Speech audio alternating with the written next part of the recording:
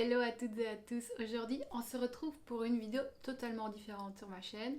D'ailleurs j'ai même changé de cadre. Donc du coup on va parler de 3 livres, romans, young adult, que j'ai lus récemment pour me détendre. Donc si vous aimez bien ce genre de livres, je vous invite à regarder la vidéo. N'hésitez pas aussi à commenter des livres que vous recommandez dans ce type-là à lire, hein, ça me fera toujours plaisir et ça augmentera ma pile to read. Je pense faire exactement le même concept mais sur des séries, sur Netflix, sur Prime ou Disney ou quoi.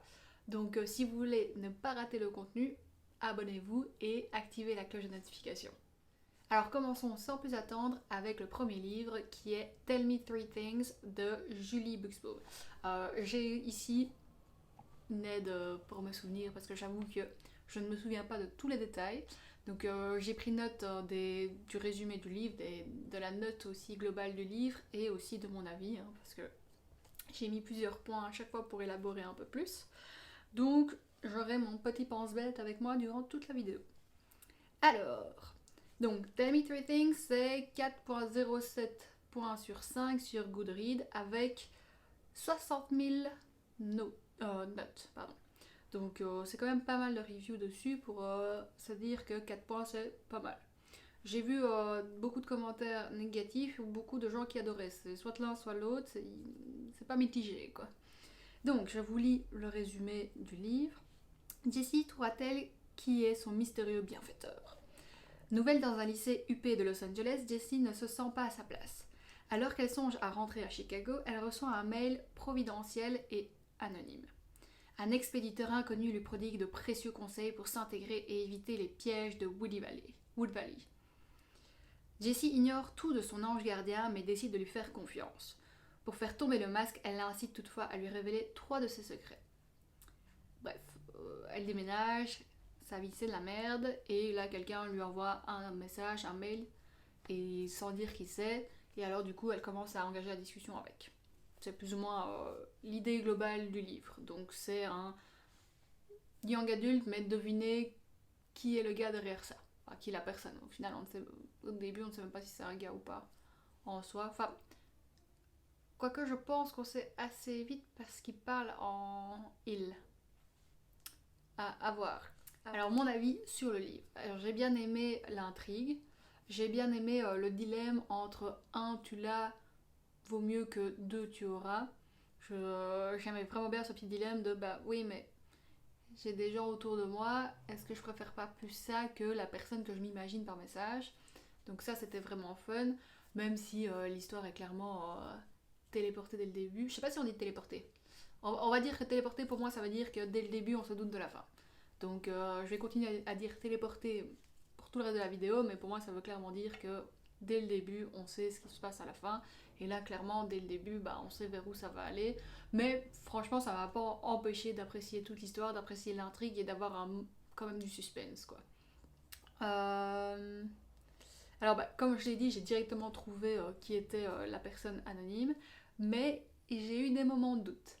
Et ça j'ai vraiment apprécié parce que ah oui il y a des moments où l'auteur lançait un peu des trucs pour qu'on se perde, mais ça n'a pas toujours marché, mais il y a des moments où ça marchait clairement, j'étais là, est-ce que je suis sûre parce que ça coïncide pas, mais ça m'arrangerait que ça soit cette personne-là, parce que, enfin, on va pas se mentir, il y a toujours une préférence sur les personnages, et on se dit toujours, je préfère que ça se passe avec cette personne-ci que plutôt qu'une autre, donc c'est clairement ce qui s'est passé là-dessus, quoi. Alors, un problème général, le père. Le père, dans cette histoire, il y a un moment donné, c'est quoi le délire? Donc, j'ai pas d'explication. Le gars a zéro skills de communication. Zéro. Franchement, on est en dessous de l'adéquat là. Enfin, ça m'a paru complètement fou. Je vais pas mentir, ça m'a paru complètement déconné que le gars il communique pas. Mais vraiment pas. Et ensuite, le gros problème dans ce livre, c'est je ne connais pas la population à Los Angeles. Je ne connais pas les gens là-bas, je n'ai jamais été, je n'ai jamais pu discuter avec les gens là-bas, ni rien. Mais il y a un moment donné, toutes les autres filles du livre sont présentées comme des pains bêches, il est même inscrit dans le livre, il me semble, à moitié habillées. quand ils font référence à une fille qui a une robe d'été avec, vous savez, les fines brides. C'est pas moitié habillée, quoi. Enfin, c'est l'été, quoi. Ils laissent les gens s'habiller comme ils veulent, j'ai envie de te dire. Ils décrivent les filles comme faisant énormément de bruit. Elles ont pour unique but, un vraiment unique but, avoir l'attention d'un mâle. Donc, voilà, quoi. On a passé ce stade-là. Il y a un moment donné, je pense que Bon, le livre n'a pas été écrit en 2022, mais il y a un moment donné, il faut arrêter d'écrire des personnages comme ça, de taper sur toutes les filles, quoi. Enfin, je trouve ça dérangeant que toutes les autres filles soient limite les pires humains du monde, mais attention, le personnage principal, elle est géniale, quoi. Et limite, sa description, c'est un humain décent, quoi. Il n'y a pas à diminuer tout le reste de la population pour qu'elle paraisse intéressante. Pour moi, il y a un problème quand on fait ça. Il y a clairement un problème de personnage, et là, il tape tout le temps sur les filles, quoi. Ça devient... c'était vraiment, à certains moments, c'était vraiment lassant, quoi. Je sais pas si j'ai un autre exemple. Oui, non, c'est souvent de la méchanceté des autres filles. Il y a même un moment où on voit une professeure qui lui dit ah oui, mais tu sais, à cet âge-là, les filles sont souvent méchantes. Elle vient me dire que les mecs pas. À un moment donné, tout le monde, il faut arrêter que tout le monde soit méchant. Alors oui, en réalité, tout le monde, il y a des gens méchants, mais il n'y a pas à mettre toutes les meufs méchantes et qu'il n'y en ait pas une seule décente, quoi. Je trouvais ça abusé. Il y avait des clichés chelous sur Los Angeles. Et à un moment donné, ils se moquaient des gens tout minces, des trucs comme ça. Laisse-les boire des smoothies s'ils ont envie, qu'est-ce que tu veux. Enfin, je trouvais ça bizarre. Mais quand on passe outre ces moments-là, franchement, l'intrigue est fun, l'histoire est facile à lire. Franchement, ça passe encore bien. Il faut juste passer outre ces moments-là, et parfois c'est un peu difficile. Mais j'ai quand même passé un moment agréable avec l'intrigue, à me dire qui est cette personne-là. Donc je recommande quand même. Je ne vais pas noter les livres parce que je suis complètement incapable de faire ça. Je ne sais pas quelle serait la jauge pour 1 ou 5. Ça sera tout le temps 3. Franchement, si je devais noter celui-ci, ça serait 3. Peut-être 2 parce que l'histoire avec les filles, ça m'a vraiment saoulée. Mais voilà. Le livre suivant, c'est Love and Gelato de Jenna Evan Welch. Je pensais que c'était une actrice en fait, cette dame-là. J'ai regardé d'ailleurs sur internet et c'est marrant parce qu'on tape son nom. Et le premier truc, directement en dessous de son nom, c'est fille de et le nom de son père. Apparemment, elle n'a pas d'activité principale, elle n'a pas publié un best-seller, non. D'abord, elle est fille de son père qui est écrivain, mais ça m'a paru assez étrange, mais pourquoi pas. Donc ce livre-là a une note sur Goodreads de 4.12 sur 5, et là par contre avec plus de 74 000 votes. Donc je trouve ça énorme. Donc je vous lis le résumé. Lina, 17 ans, dont la mère vient de mourir, part en Italie pour faire la connaissance de son père. Mais pourquoi ne lui a-t-elle jamais parlé de lui? À peine arrivée, Lina n'a qu'une envie, rentrer le plus vite possible aux États-Unis. Puis elle rencontre Ren, un garçon de son âge qui lui sert de guide, et elle se laisse un peu séduire par ce pays. Lina entreprend alors de lire le journal que sa mère tenait à l'époque où elle vivait à Florence et s'aperçoit que sa vie renfermait bien des secrets. En suivant ses traces, elle découvre une vérité bouleversante. Moi, je trouve que ça donne envie. Une petite intrigue comme ça donne envie. Alors, en un mot... Non, ça fait 2 mots. Trop chou, ce livre. J'ai vraiment trouvé la manière d'écriture super agréable à lire. C'était facile. Bon, c'était encore une fois téléporté, mais je ne suis pas sûre qu'on trouve un livre young adulte qui n'est pas téléporté. Je pense que ça fait partie du type, quoi. Et je pense même que je lirais un livre young adulte qui n'est pas téléporté, je serais déçue. Ça serait du style à me plaindre que non, elle finit pas avec la personne que je voulais. Donc au final, ça m'arrange que ce soit téléporté. On découvre 2 histoires dans le même livre, donc celle de Lina et celle de sa maman. Je vais pas mentir, l'histoire de sa maman, ça me chauffait moyen, mais ça fait quand même 2 histoires en une. Par contre, oh là là, qu'est-ce que ça me donne envie d'aller à Florence. J'ai eu la chance d'aller à Florence juste après le livre, et ouais, non, ça m'a donné trop envie, c'était magnifique. Ils décrivent les endroits, on a envie de... Enfin, en tout cas, moi j'avais envie, et d'ailleurs je l'ai fait, je prenais note des endroits à aller voir. Bon, il y avait des choses évidentes, mais c'était quand même... je m'étais jamais penchée sur Florence avant, et là du coup je me suis dit, ouais, bah, on va checker. Alors, pour les petits bémols de l'histoire, j'ai encore fait ma liste. Hein. Euh, Franchement, le truc le plus frustrant dans ce livre, c'est que la fille lit le journal de sa maman, elle le lit en 1000 ans. Donc c'est-à-dire qu'elle lit des parties. Alors, oui, sa maman est morte, donc c'était difficile de lire, il n'y a pas de souci. Mais à un moment donné, elle lit, et puis après elle agit, enfin elle surréagit, elle va partout, elle court partout comme une poule sans tête, sans avoir lu tout le livre. Je ne comprends pas le concept. Tu te poses, tu lis tout, et puis t'agis, tu vois. Et elle, non, non, non. Et franchement, ce qui est magnifique, alors je pense que c'est vraiment pour l'intrigue du livre, et non pas... Enfin, c'est pas pour le personnage, mais elle s'arrête à des endroits qui sont, bah, limite, juste avant la solution. Je fais, bah, continue à lire.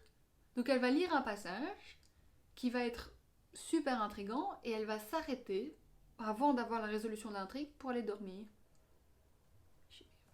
Enfin, lis le reste, je ne comprends pas. Et enfin, un truc assez fun, donc un autre personnage principal, Howard, lit le journal en 2 heures. Donc la meuf, elle met 1000 ans à le lire, elle court dans tous les sens, et lui, en 2 heures, il finit tout. Alors oui, chacun sa vitesse de lecture, hein, mais pas à ce point-là, quoi. Réellement, pas à ce point-là. Donc, ça, son penchant à tirer des conclusions hâtives avec une page du journal de sa maman, ça devient un peu énervant à la fin, surtout que elle se balade partout, elle prend 2 heures de train pour aller en dehors de Florence pour rencontrer quelqu'un. Lis la suite du journal, putain. Enfin, ça m'a quand même pris... Voilà, c'est quand même énervant au bout d'un moment. Il n'y a pas de raison de pas tout lire, en fait. En tout cas, la raison n'est pas formulée clairement dans le livre. Ensuite, Ren, le gars. Malheureusement pour lui, je l'imaginais vraiment comme les gars de Tectonic, vous vous souvenez, en, en pantalon serré, skinny, blanc, les cheveux comme ça, remontés en l'air. Enfin, je sais pas pourquoi, j'avais cette image de ce gars-là, du coup, c'était pas à son avantage, on va dire. Euh, alors, le gars a l'air super sympa, mais il est pas très net niveau cœur. Franchement, je vais pas spoiler, mais le personnage n'est pas assez développé et il y a des incohérences. Enfin, niveau personnalité, enfin, c'est des comportements à pas avoir, quoi. Il y a un moment donné, qu'elle ait une belle robe noire ou pas, c'est pas un comportement, comment dire, que je trouve acceptable. Après, ce n'est que mon avis. Enfin, là, non, c'est pas mon avis, franchement, je pense que... non, je ne vais pas spoiler, mais ceux qui liront, on en discutera. Enfin, si vous lisez un des livres d'ailleurs, n'hésitez pas à venir en discuter avec moi, franchement, ça me ferait trop kiffer d'avoir votre avis. Et finalement, hein, comme la plupart des livres, mais là c'était assez flagrant, on évitait la moitié des problèmes en utilisant un principe assez simple, je dirais, la communication. Il y a un moment donné, comment est-ce que... Enfin, ils ne communiquent pas. Personne qui communique, déjà, elle débarque, elle ne sait rien sur rien. Elle a des idées qui sortent un peu de n'importe où, personne ne lui a rien dit. Sa maman qui meurt, mais qui lui laisse avec une intrigue. C'est quoi cette vie, quoi, merde. Et le gars Howard qui parle à peine, je fais... Mais communiquez, en fait, les gars, je ne comprends pas. Alors, oui, clairement, c'est des films, enfin, c'est des livres d'adolescents, et oui, quand on est ado, on a du mal avec ses émotions, tout ça, je dis pas. Cette partie-là ne me dérange pas. Mais le problème, c'est quand c'est les adultes, c'est là que ça me dérange. À un moment donné, faut... On a atteint un certain âge, il faut savoir communiquer, quoi. C'est un truc important. Enfin, faut... Je trouve que c'est toujours les adultes qui sont mal développés comme caractère. Donc, je trouve qu'il pourrait y avoir une histoire où expliquer pourquoi ils communiquent mal ou quelque chose comme ça, mais c'est toujours laissé genre c'est normal, les gens communiquent mal, c'est normal. Non, non, c'est pas normal, non, je trouve que non. Bref, concrètement, je recommande quand même le livre, je l'ai trouvé super mignon. J'ai vraiment bien aimé me balader avec elle à Florence, découvrir un peu tout. J'avoue que quand elle mangeait une glace, j'avais vraiment envie d'une glace. Hein. Mais une glace à l'italienne, clairement.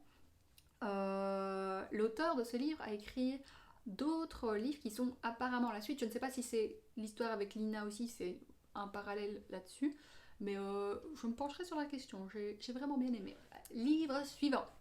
The Upside of Falling de Alex Light. Alors ce livre-là n'est pas disponible en français. Je pense que les deux autres, oui. En tout cas, je sais que le premier, donc Tell Me Three Things, c'est 3 de tes secrets en français. Love and Gelato, je pense qu'il est disponible en français, mais le troisième, je ne l'ai pas trouvé en français. Et en fait, j'ai découvert que il avait été écrit initialement sur Wattpad. Je ne connais pas très bien cette plateforme, mais apparemment c'est comme le livre et film After qui ont été écrits là-dessus et qui ont été après adaptés et publiés en livre et adaptés en film. Euh, pour rassurer, ça n'a rien à voir avec After, les personnages sont quand même plus développés, l'intrigue est plus développée. Je vais pas mentir, hein, j'ai regardé After, je rigole bien en le regardant, mais là on est quand même sur un autre level. Le livre a une note de 3,65 sur 5 avec 37 000 notes, enfin plus de 37 000 notes, donc c'est quand même déjà moins de notes et les gens ont un peu moins apprécié. Il y avait beaucoup de bashing sur le fait que ça vienne de Wattpad. Beaucoup de gens qui disaient bah ça se voit, ça se lit, que les personnages sont pas aboutis. On en discutera dans mon avis. Vous savez quoi, je vais lire le résumé qui est assez long. Donc, mais voilà, enfin, je lis le résumé. Donc, cela fait des années que Becca Hart, 17 ans, ne croit plus au grand amour. Mais quand son ancienne meilleure amie la nargue de ne pas avoir de petite amie, Becca rétorque de manière impulsive qu'elle sort avec quelqu'un en secret. Brett Wells a tout pour lui.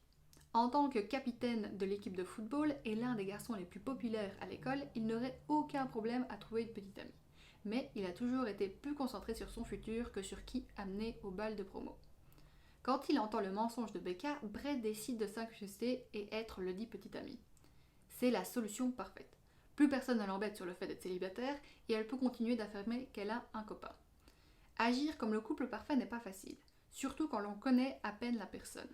Mais avec Becca qui essaye toujours de recoller les pièces de son passé et Brett qui arrive tout juste à faire face, ils réalisent qu'ils ont plus en commun qu'ils l'auraient pu l'imaginer. Quand la ligne entre le vrai et le faux devient floue, ils sont contraints à répondre à la question « Est-ce que cette fausse relation est la chose la plus vraie dans leur vie ?» Moi j'aime bien. J'aime bien quand il y a des fake boyfriends comme ça, que ça commence en mode « Oh non, on n'a pas le choix d'être ensemble. Oh là là, on va devoir faire semblant. Au final, on s'aime bien. » Moi j'aime bien. Franchement, ça me rappelle le livre c'est À tous les garçons que j'ai aimés. J'ai regardé ça sur Netflix, j'ai pas lu les livres, j'ai regardé les 3 films sur Netflix. J'ai bien aimé. Au fur et à mesure, j'aimais un peu moins Lara Jean parce qu'elle m'énervait quand même assez fort. Mais c'est pas le sujet ici. Donc l'histoire, c'est le même principe en version plus courte, avec d'autres twists évidemment. Ici, clairement, l'histoire est téléportée et les personnages sont téléportés. Donc évidemment, il s'agit de la meuf introvertie qui ne sort jamais, qui ne profite pas de la vie, mais qui rencontre un gars. Et grâce à lui, elle découvre le monde. Elle aime tout, elle voit la vie en rose. C'était un peu l'abus. Et le mec parfait, mais qui ne l'est pas réellement, en fait, il a plus de profondeur, tu comprends. Il n'est pas qu'une image que tout le monde voit, il a des sentiments. Ouais. Why not? J'ai envie de te dire why not. Non. Alors encore une fois, ce qui m'a assez saoulée dans l'histoire, c'était je ne suis pas comme les autres. Inserter le sexe du personnage ici. Il n'y a pas besoin de ce discours-là. Enfin, il n'y a pas besoin de différencier, de se dire à chaque fois je suis différente de tout le monde. Moi, je ne suis pas comme les autres filles. Moi, je réfléchis. Non, ça va, merci, c'est gentil. Enfin, encore une fois, si tu dois diminuer toute une population ou la moitié d'une population juste pour dire que toi tu es mieux, c'est qu'il y a un complexe quelque part, clairement qu'il y a un problème quelque part. Donc, je trouve qu'il faut arrêter ce type de discours, quoi. Il suffit juste de la décrire et dire ah bah moi j'aime bien ça, c'est tout. Il n'y a pas à dire oh par rapport aux autres, moi j'aime bien ça. Non, toi t'aimes bien ça, c'est tout. Il y aura d'autres meufs qui aimeront ça aussi, ou peut-être pas. On s'en tape en fait. C'est si t'es le personnage principal, t'as pas besoin de te décrire par rapport à ton environnement en fait. Donc voilà. Alors un sacrilège apparemment. Enfin, j'avoue que quand j'ai lu, j'étais là, what? Et quand j'ai lu les avis des autres sur Goodreads, ça m'a assez fait rire parce que tout le monde était là en mode, mais what the fuck? Pourquoi est-ce qu'elle jette des livres dans une rivière? Donc il y a une scène où la fille, elle pète une case et elle va jeter des livres romantiques dans une rivière. Je ne sais pas, il y a peut-être pas Oxfam par là-bas, mais il y a quand même moyen d'aller donner des livres quelque part. Je pense qu'il y a quand même une bibliothèque qui prendrait des livres gratuitement. Pas aller jeter dans une rivière, quoi. C'est... J'avoue, quand j'ai lu, j'étais... Mais what? Et tout le monde, dans toutes les reviews, j'ai vu que tout le monde était offusqué par ça. Je fais, bah oui, j'avoue, c'est étrange. Sinon, oui, il y avait quand même pas mal d'intrigues et je trouvais que les disputes étaient bien faites. Je trouvais qu'il y avait quand même un fond sur la dispute. Après, pas sur toutes, hein, mais je trouvais que c'était pas sans fond et sans utilité, quoi. Se disputer pour se disputer, un peu comme After où ils se disputent, on comprend pas vraiment d'où la dispute vient, quoi. Là, non, il y avait vraiment des sentiments et des émotions derrière. Donc ça, j'ai vraiment apprécié. J'ai trouvé qu'ils étaient super chou tous les deux. Et encore une fois, bah, j'ai bien aimé le fait de... Est-ce qu'on est vraiment là-dedans au final? Est-ce que c'est pas juste pour faire semblant? Enfin, moi, je trouvais ça mignon. Et voilà pour les 3 histoires de fiction que j'ai lues récemment. Je ne sais pas ce que vous en pensez si vous les avez lues, donc n'hésitez pas à me dire ça en commentaire si vous les avez lus. Si vous avez d'autres livres à recommander, parce que je vous avoue que rien que parler de ça, ça m'a redonné envie de les lire ou de lire d'autres livres du type. Moi j'adore quand c'est mignon et qu'il n'y a pas de prise de tête et qu'on lit vite fait. Alors oui, je me prends directement la tête quand les personnages me font chier ou qu'il y a du sexisme ou que les trucs sont pas bien développés, mais j'essaie d'un peu plus de fermer les yeux et d'apprécier le livre. N'hésitez pas à me recommander des livres en commentaire. Et voilà. Donc si vous avez bien aimé la vidéo, n'hésitez pas à liker et à partager pour me soutenir. Ça fait toujours plaisir. Sinon, bah, je vous dis à la semaine prochaine.